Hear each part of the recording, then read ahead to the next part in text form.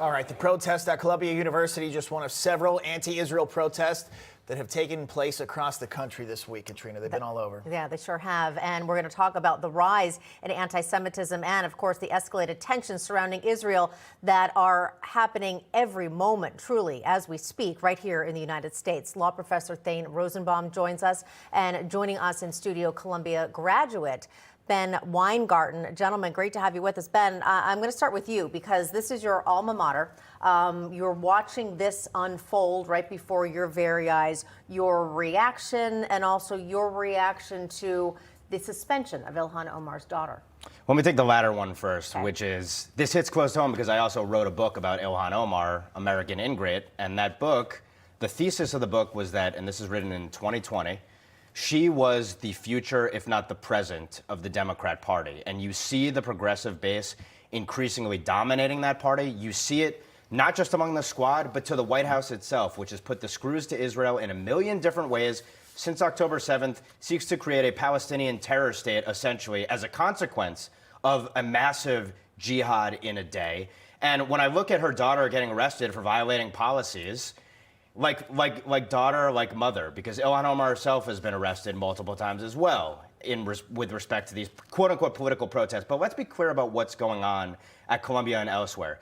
These are anti-civilizational promoters of jihad and the genocide of Jews. And they will say, well, it's just anti-Zionism. It's a distinction without a difference when you're talking about siding with the people who want to effectuate a second Holocaust and massacre the Jewish state, which is the size of New Jersey. And we shouldn't downplay the fact that when you have 300 plus projectiles, drones, ballistic missiles, and cruise missiles, that could have been cataclysmic. And that's not something that we should just ignore and dismiss. What is this, is this anything new? In reality, no. It's never been as overt and in your face. But when I was at Columbia and I graduated in 2010, I documented pictures of Israel Apartheid Week. They built a wall in the middle of campus. They had tons of rallies just like these, the exact same propaganda. It's been going on for decades, but now the whole world is seeing the consequences of it. It's not just crazy kids and faculty on campuses. It's at the highest corridors of power in America. Thane, can you expand on that? Why do you think it's gotten to the highest corridors in America here? I think you're seeing it rear its ugly head throughout the generations, and now they've made their way into government, still largely happening at Ivy League schools and schools across the country. Can you elaborate? Well, Bob, it's my alma mater, too.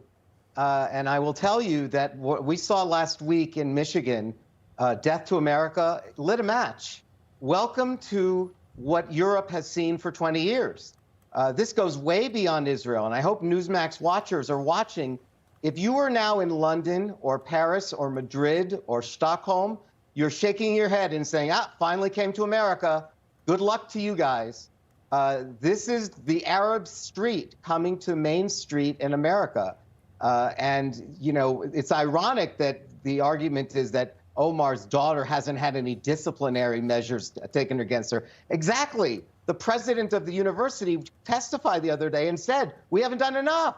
She didn't say the truth is we would never discipline a person of color. We would never discipline a woman who's a Muslim woman protesting against Jews in Israel. We would never do that. We would be considered racist. It would invoke all the Islamophobia cards. So I think it's ironic that the president went back to do her job. And guess what? She did her job.